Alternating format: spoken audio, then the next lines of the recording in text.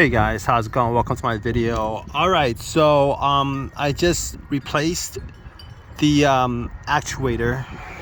So you guys can see on this actuator, this sticker is on here that actually tells you that it wasn't it never got taken apart. There's a sticker on the ECU that says it was never taken apart, and this is a Toyota sticker.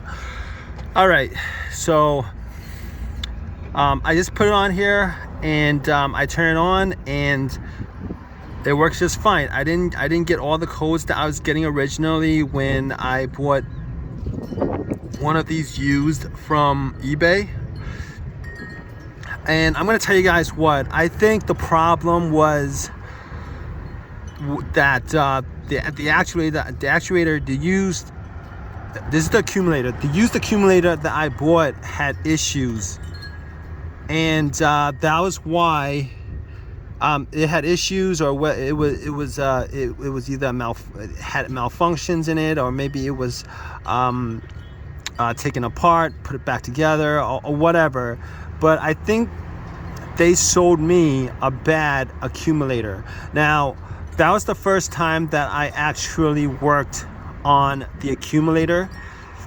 And if you guys are working on the accumulator and you guys are wondering what to expect when you put in the accumulator and what codes you guys would expect to have, and I've actually looked it up as far as posts and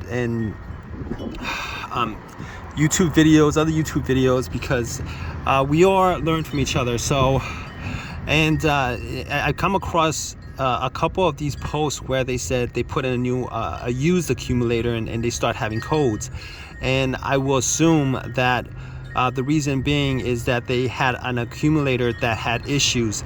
I don't think if you put in an accumulator, a brand new accumulator, that you will have codes, or an accumulator that has that is working correctly, that you will have codes. I don't think you will have codes if you actually bought an accumulator that works properly and you just put it in.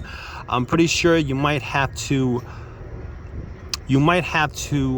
bleed the system, probably not. I'm not quite sure. I'm gonna bleed it anyway, but so far so good. I haven't had the 5-6 codes I had previously. All right, the only code that I had was for the reservoir, and it was because it was unplugged. We're gonna see what happens.